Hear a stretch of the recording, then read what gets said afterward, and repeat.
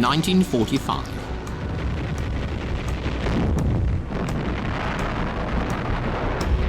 As World War II boiled up to its climax, victory seemed in reach, yet tensions were rife among the Allies.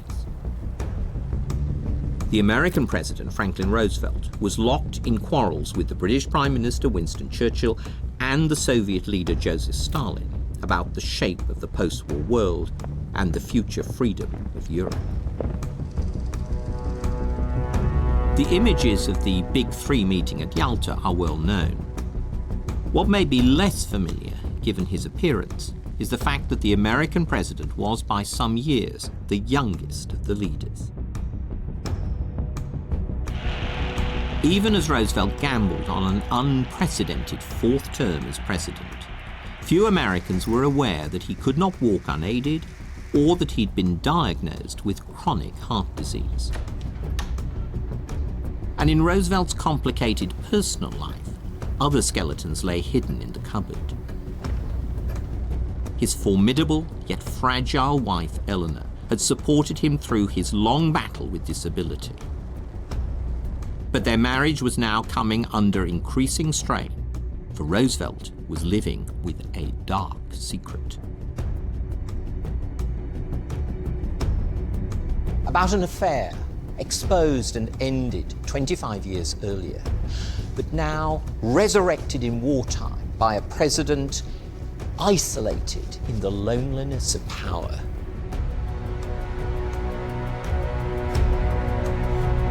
In 1945, Roosevelt had been in office for over a decade.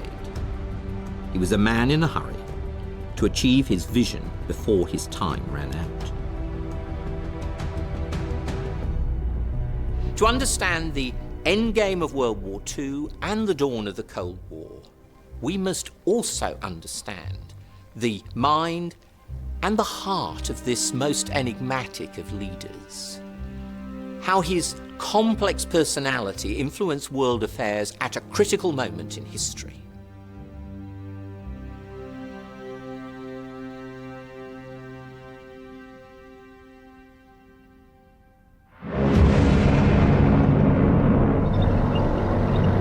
September 1944.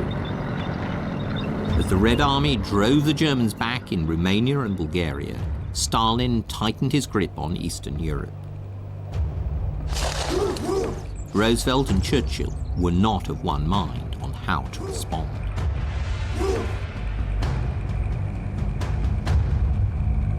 In October 1944, Churchill flew to Moscow to cut a deal on spheres of influence in the Balkans.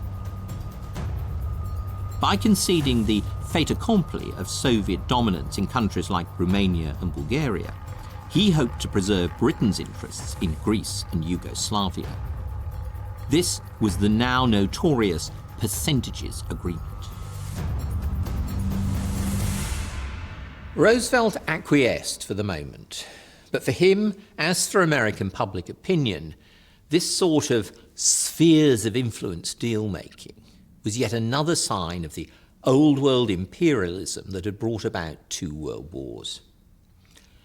Biding his time, the president pressed Stalin for another summit at which they could confirm the shape of the new world order that he envisaged. At the same time, the Roosevelt administration mounted a massive PR campaign to sell the new United Nations to the American people, billing it as the country's second chance to realize Woodrow Wilson's goal. A new blockbuster movie about the Great War president hit the cinemas that autumn, portraying Wilson as a tragic hero, driven by a vision ahead of his time, who destroyed himself trying to achieve it. FDR saw a private viewing in the White House. When the film reached the point of Wilson's stroke, Roosevelt was visibly moved. Dr. Bruin heard him mutter, "By God, that's not going to happen to me." Afterwards, the president's blood pressure was 240 over 130, nearly double the healthy norm. Roosevelt wanted to achieve the new world order that Wilson had failed to create, and he was determined to stay around to run it. But he feared it might be a long time before victory was won, because this was truly a world war, not just a struggle in Europe. American troops were encountering ferocious Japanese resistance across the Pacific. Roosevelt had approved the development of a potentially devastating new weapon. But despite the investment of $2 billion, no one knew if the atomic bomb would work. So the US Army had to prepare for a massive invasion of the Japanese home islands in 1945, 1946, or even later. Judging by the cost of reconquering Saipan, Leyte, and other Pacific islands in 1944, this would be a brutal fight with heavy American losses. The horrors of war touched Roosevelt personally, prompting him to be more open about his own disability when he toured Hawaii in July 1944. Usually, Roosevelt was seen in public in one of two positions, either seated in an open car or standing with his leg braces locked to hold him upright. But when visiting the seriously wounded from Saipan, young men in their prime who'd lost limbs and would be disabled for the rest of their lives, Roosevelt deliberately stayed in his wheelchair. He told a Secret Serviceman to push him slowly through the wards, rubber legs and all, as he chatted solicitously to the patients. The message was clear. You didn't need legs to get to the top. Rarely did FDR display his infirmity in public, but now he was performing the power of vulnerability. I've told that story many times, but I still find it deeply moving. Here was a man who had to endure every day the countless petty humiliations of being a paraplegic, yet who could nevertheless, in public, radiate the confidence and good humour that inspired millions. But the courage and self-discipline he displayed relentlessly for more than 20 years had taken its toll. And now his medical regime was sucking the remaining fun from his life: food, drink, good company. The happy warrior of the world's political battlefield wielded about as much power as anyone could crave. But as a human being, he was deeply unhappy.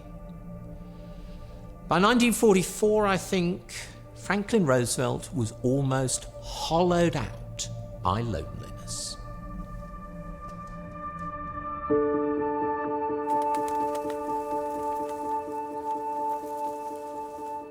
If one thinks of the other war leaders, their private lives were relatively simple.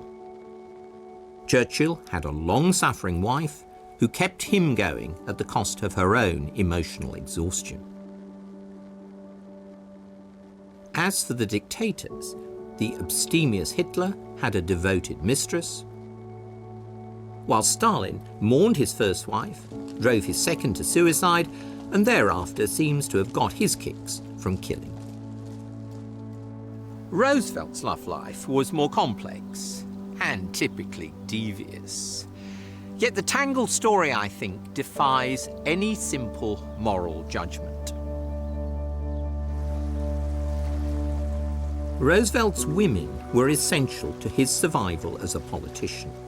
And in 1945, love and politics were entangled as never before.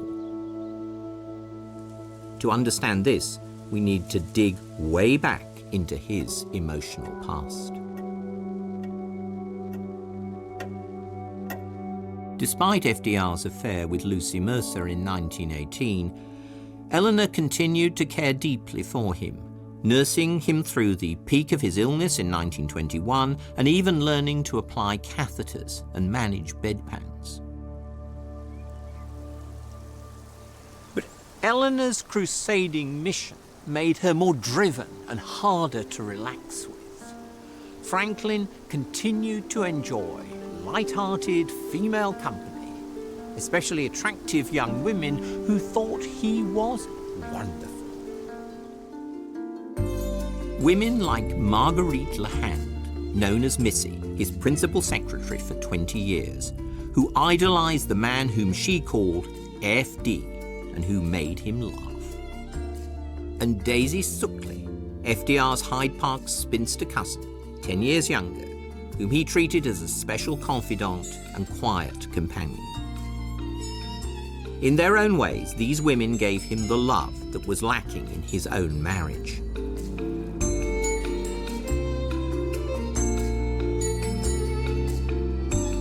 Eleanor, too, found love in other ways. Through the feminist movement in Manhattan, she flirted with lesbian relationships and established a furniture-making business with two of her special women friends, Nancy Cook and Marion Dickerman, at Valkill, a property a few miles from Springwood. Privately, FDR called Nancy and Marion the she-males, but he liked them, while they said that Uncle Franklin was utterly charming. He encouraged the venture here at Valkill, which finally gave Eleanor a place of her own, and FDR, always fancying himself as an architect, even designed the cottage for them.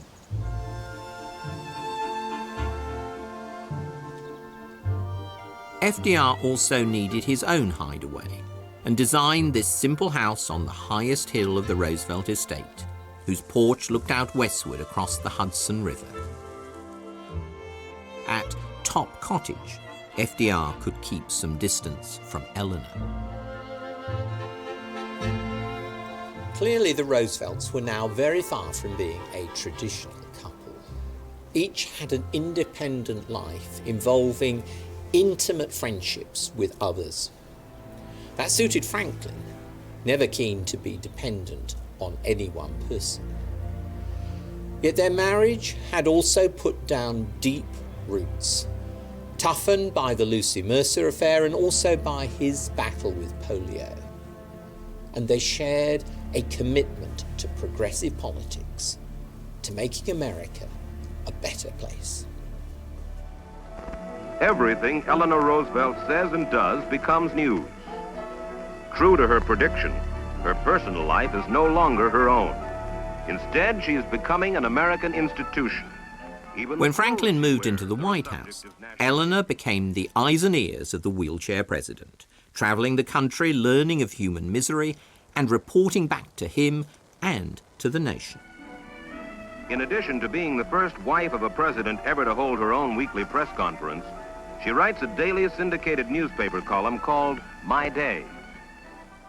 My Day, which she started writing in 1935, quickly became one of the most popular columns in the American press. She saw her role in part as launching trial balloons for her husband, which he could then disown if they got shot down by critics. I was the agitator, Eleanor said. He was the politician. Theirs was a remarkable political partnership, utterly novel in American history. But when the New Deal president became the war president, things began to change. Eleanor hated the war, and she was deeply depressed at the deaths, the maiming, and the mourning. As the fighting dragged on, the two of them began to drift apart, no longer of one mind on the cause that mattered. As Eleanor tightened up, Franklin relied more and more on vivacious younger ladies to keep him company. Mrs. Roosevelt and Crown Princess Martha of Norway are among the notables appearing at the New York Madison Square Garden to He was very taken with Princess Martha, exiled wife of Prince Olaf of Norway, who moved her 3 children to America to escape the war. Eleanor was irked, but shrugged her shoulders, telling a friend, "There is always a Martha for relaxation and for the non-ending pleasure of having an admiring audience for every breath." It was the Roosevelt's daughter, Anna, a spirited, strong-minded woman in her late 30s who came to fill the gap between her parents. She moved into the White House in 1944 and did whatever was asked, big or small, to make FDR's existence more comfortable. When Roosevelt became ill after the exertions of Tehran, Eleanor seemed oblivious to his physical state, and it was Anna who prodded him into a proper medical checkup. This was a battle to help keep the president alive so he could achieve his vision for the world after the war. But the result was an odd and rather prickly ménage à trois.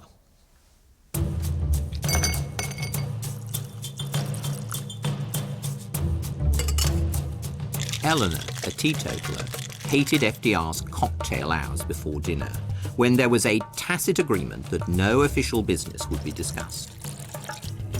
Anna indulged them at a modest level as one of his few pleasures. At the end of one cocktail hour, Eleanor marched in, armed with a sheaf of papers. "Now, Franklin," she said in her usual brisk manner, "I need to talk to you about these." FDR simply lost it. He chucked the sheaf of papers across the room and said to a mortified Anna, "You deal with those in the morning." Eleanor stood silent, lips pursed. Then she said, "I'm sorry," and walked away. But fortunately for Eleanor, she didn't know just how far Anna was going in order to keep her father happy.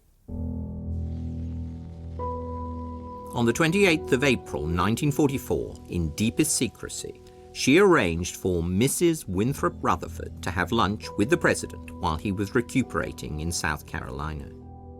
Anna set up the lunch at her father's behest. It was the prelude to more than a dozen intimate dinners that would follow over the next year, usually in the White House when Eleanor was away. Her absence was an essential condition because this tete-a-tete was not with another Martha. Franklin was seeing his former lover, Lucy, again.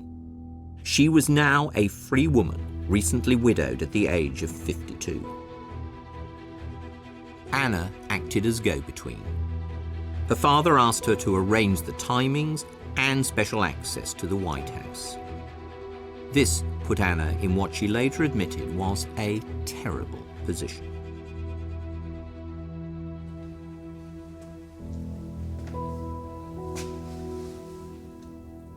As a girl, Anna had taken her mother's side about the affair. But now, as a divorcee who'd remarried, she realized that her father needed sympathetic and appreciative company rather than Eleanor's latest must-do hit list. And she could also see that Lucy remained special, allowing him to enjoy what Anna called a few hours of much-needed relaxation. Even so, it was a truly bizarre situation. Daughter abetting her father's liaison behind the back of her mother in what she felt were the interests of the nation.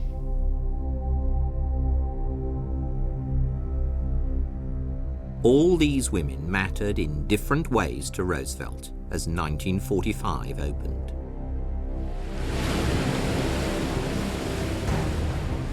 The war was reaching its climax, yet when and how it would end remained in doubt. As the new year began, the Allies were recovering from heavy casualties after a desperate German counterattack in the Battle of the Bulge. And the American Navy weathered Japanese kamikaze attacks off the coast of Thailand.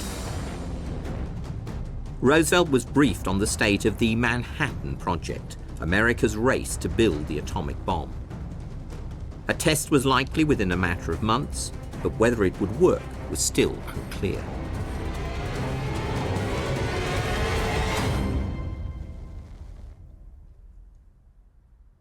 Yet Roosevelt did not inform his new vice president, Harry Truman, about progress on the bomb. Plucked from the Senate to be FDR's running mate, Truman was not part of Roosevelt's inner circle. Yet he was now, to use the cliche, a heartbeat away from the presidency. And looking into Roosevelt's grey, gaunt face, Truman could sense that the president's heart was failing. Truman, in his own words, felt troubled and worried. But Roosevelt simply kept his new vice president out of the loop on the bomb and on policy in general. Given the state of his health, such secrecy was almost criminal. But Roosevelt was like a man in denial about his own mortality. Perhaps only in those fleeting moments with Lucy, conjuring up anew the vitality and love of his lost past, did Roosevelt voice his dark fears about the future.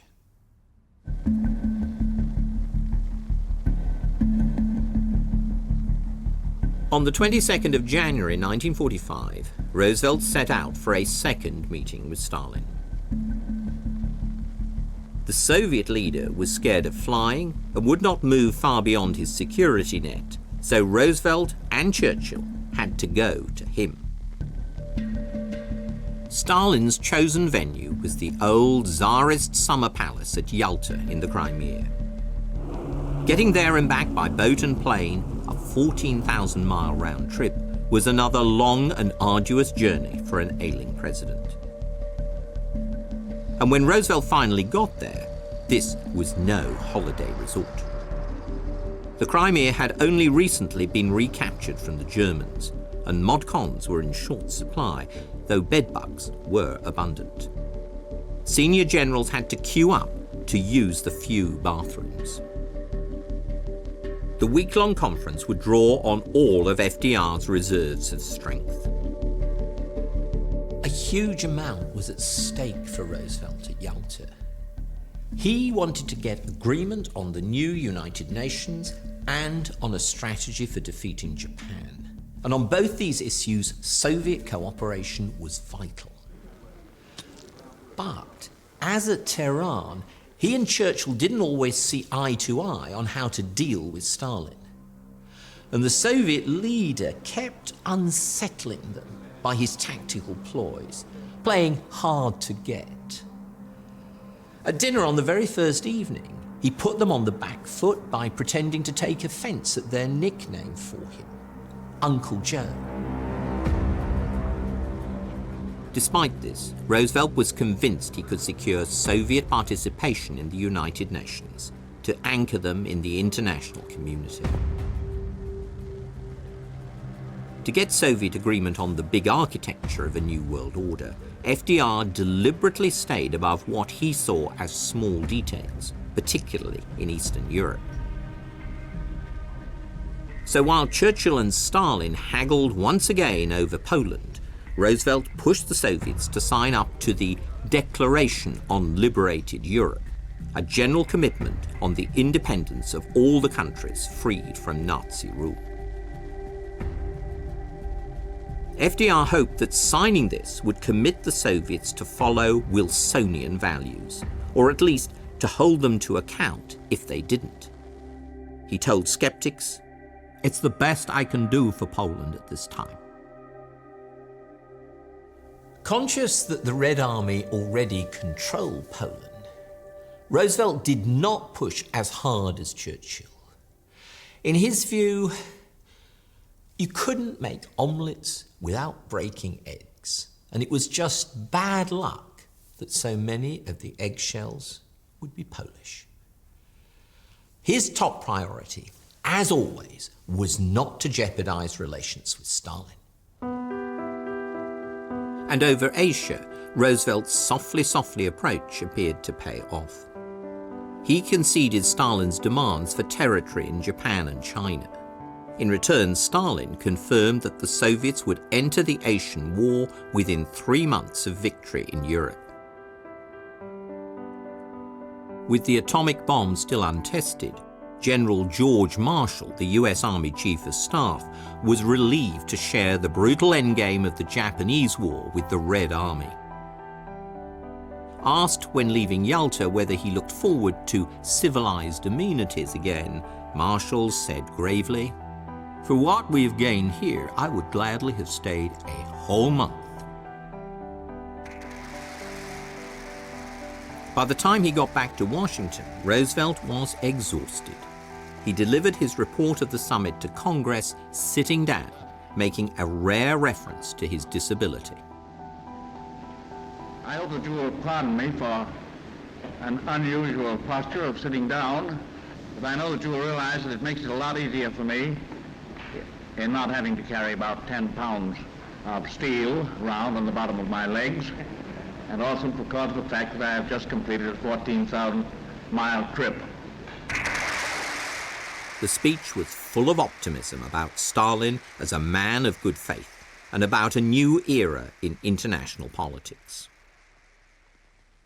And I am confident that the Congress and the American people will accept the results of this conference as the beginnings of a permanent structure of peace, upon which we can begin to build, under God, that better world in which our children and grandchildren must live and can live.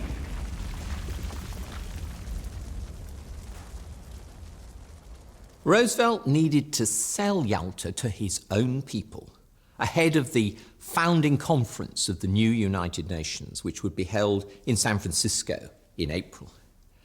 He didn't want any repeat of the tragedy of Wilson and the League. It wasn't just the Russians he needed to bring in from the cold, but the Americans.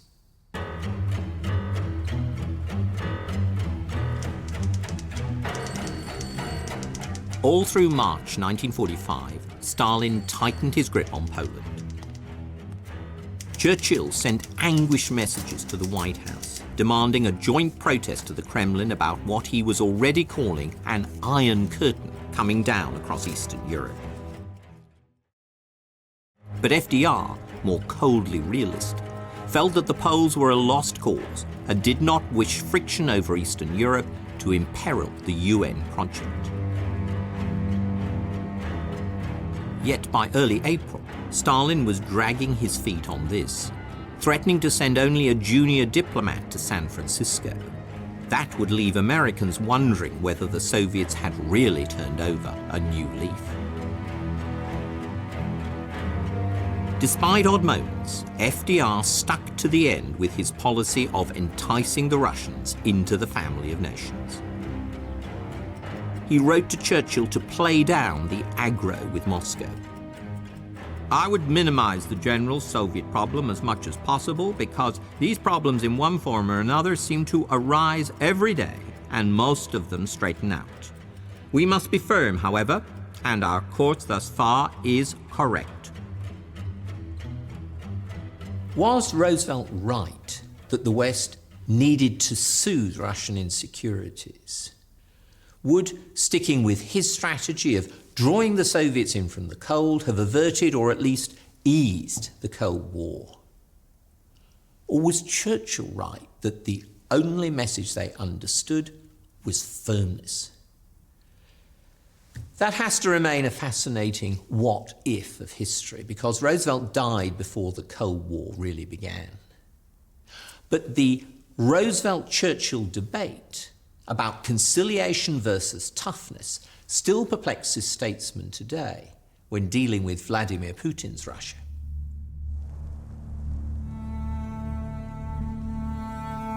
In early April, Roosevelt went down to Warm Springs, Georgia, for another break. Dr. Bruin was in attendance. So too were Daisy and Lucy, in their own ways also part of his medical team. Eleanor remained in Washington, but she bombarded him with messages about wartime issues. On one occasion, they argued over the phone about aid to Yugoslavia for a full 45 minutes. After Roosevelt hung up, the veins on his forehead were bulging and his blood pressure had risen 50 points. Eleanor was still pushing him hard, mind and heart, just as she'd done ever since the dark days of polio. At Warm Springs, the president worked on his Jefferson Day radio speech, intended to sell the new United Nations to America as an essential part of an abiding peace. The draft recalled the words of his inaugural address in the depths of the Depression about the only thing to fear being fear itself. Roosevelt planned to close with these ringing words: "The only limit to our realization of tomorrow will be our doubts of today. Let us move forward with strong and active faith." Though weary, the president seemed in good spirits. There was nothing to suggest what would happen the next day.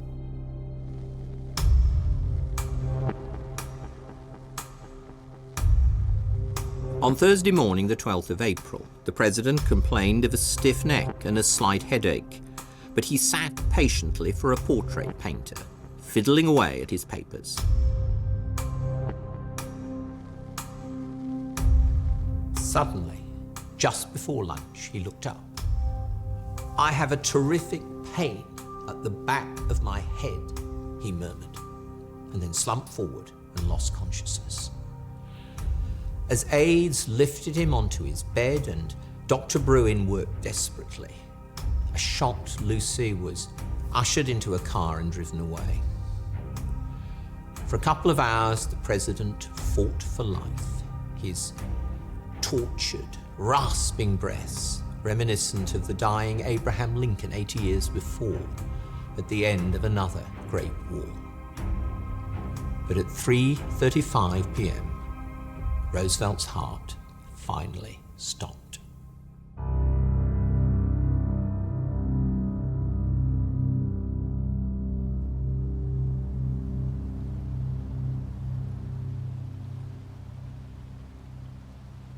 In Washington that afternoon, the vice president was on Capitol Hill, while Eleanor was attending a charity concert. Summoned by phone to the White House, she took in the news, trying to stay calm. When Truman arrived at the White House, it was Eleanor who broke the news. "Harry, the president is dead." Stunned, he asked if there was anything he could do for her. She looked at him gently. "Is there anything we can do for you? For you are the one in trouble now." Eleanor kept her composure all through that afternoon. She retained it when she got to Warm Springs late that night, even when she learned the guilty secret that Lucy had been there for the last 3 days, that she'd visited Franklin on many occasions over the previous few months, and that Anna had arranged it all. It was only later, when she confronted Anna, that Eleanor lost her cool, consumed with a burning anger. Betrayed long ago, but she had hoped once and for all, she now found herself betrayed again, this time with her own daughter as accomplice. It was a bitter, anguished encounter, leaving the two women estranged for many months.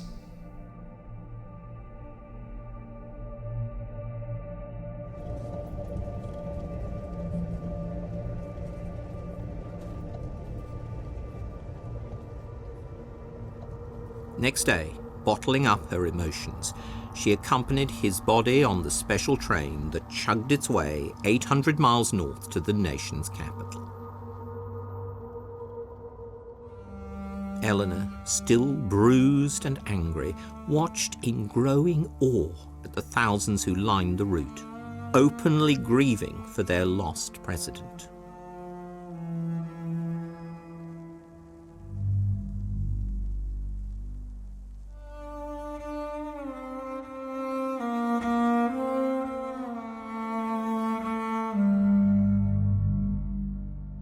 After a service at the White House, the coffin was taken to Hyde Park to be buried next to Springwood, the house where he had been born.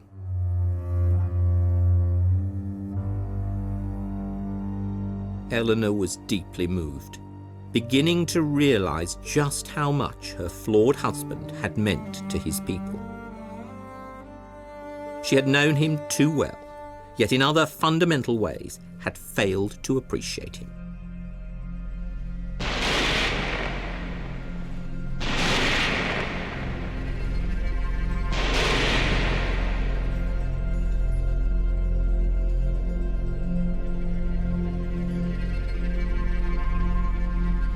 As America mourned, so did the free world, and even Stalin. When Ambassador Harriman called on the Soviet leader the day after Roosevelt's death, Stalin's reaction seemed to vindicate FDR's policy of building trust. Harriman wrote, "I noticed that he was obviously deeply distressed at the news. He greeted me in silence and stood holding my hand for about 30 seconds before asking me to sit down." Stalin asked Harriman lots of questions about Roosevelt's health and about the circumstances of his death. For a paranoid dictator obsessed about assassins and poisoners, it was hard to believe that the President of the United States had died merely from natural causes after botched medical care. With real emotion, Stalin declared, "President Roosevelt is dead, but his cause must live on. We shall support President Truman with all our forces and all our will." Seizing his chance, Harriman suggested that the best way to help Truman and to reassure the American people about Soviet-American relations would be for Foreign Minister Molotov to go to see the new president and then attend the opening session of the UN in San Francisco. After a brief discussion with Molotov, Stalin agreed. In death, it seemed, Roosevelt had secured what was slipping through his fingers in the last weeks of his life. And so the Soviet Union joined the United Nations. It became a permanent member of the Security Council, just as Roosevelt had intended.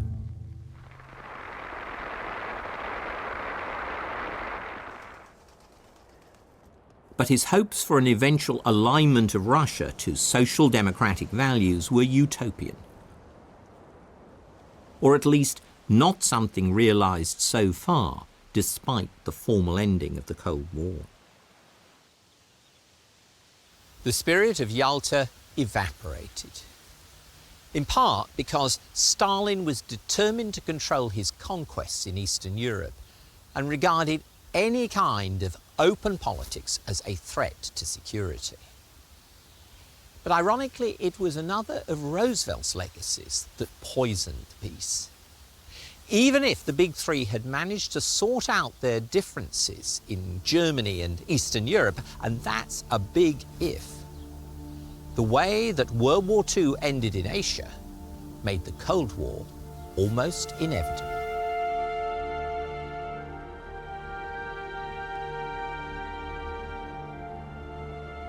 Roosevelt had thrown all America's industrial might into the race to build an atomic bomb. Nazi Germany capitulated before the first American atomic test.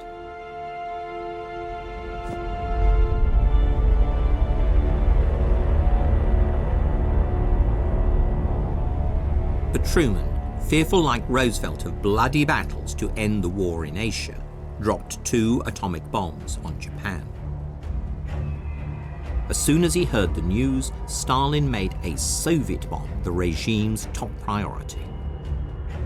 The Cold War arms race was born, that endless vying for superiority in ever more complex killer weapons. And so, ironically, one of Roosevelt's projects, however necessary it might now seem for ending the war, helped undermine his vision for peace. The United Nations was poisoned by suspicion amongst the policemen who he hoped would keep peace and security.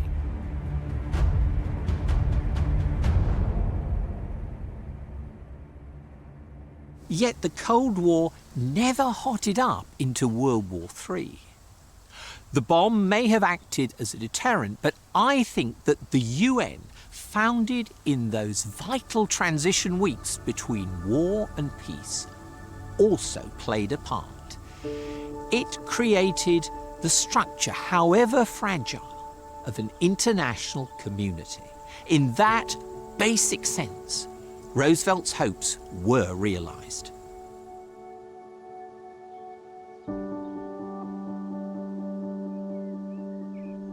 And Eleanor remained true to FDR's global vision.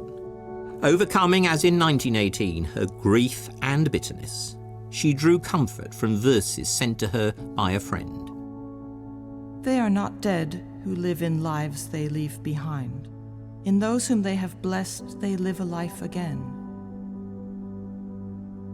In a strangely poignant way, it was as if America's outpouring of grief after Franklin's death made her belatedly aware of the greatness that lay behind his pettiness, secrecy, and deceits. Daisy Suckley, in some ways FDR's closest companion, but never his lover or his wife, captured the Franklin-Eleanor relationship perfectly on the night of his death.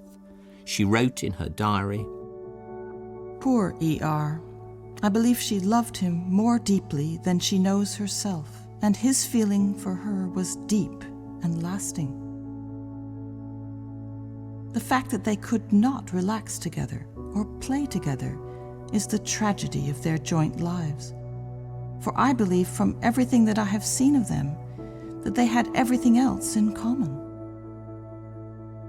It was probably a matter of personalities, of a certain lack of humor on her part. I cannot blame either of them. They're both remarkable people, sky high above the average.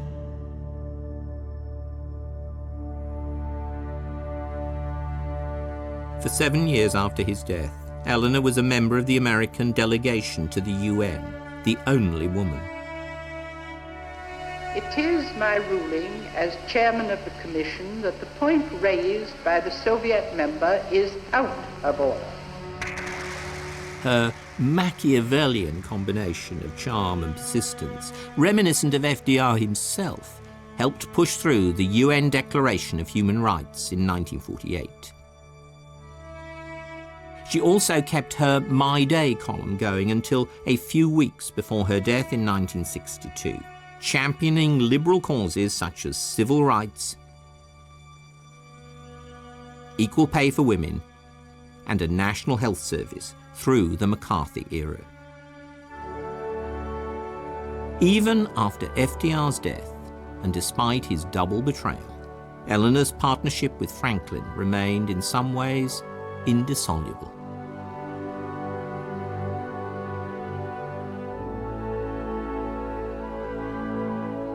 Today, Franklin and Eleanor lie here in the Rose Garden at Hyde Park, under a simple gravestone. Their complex, often contrary marriage, scarred by FDR's betrayals, masked a deeper unity of purpose and values between two remarkable, if flawed, personalities who shared a vision of a better future.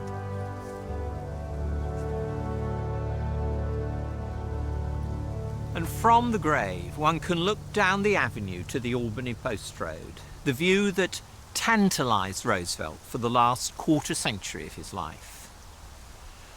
The wheelchair president never made it to the main road. But the journey he did complete, with its successes and its failures, helped define our world into the 21st century.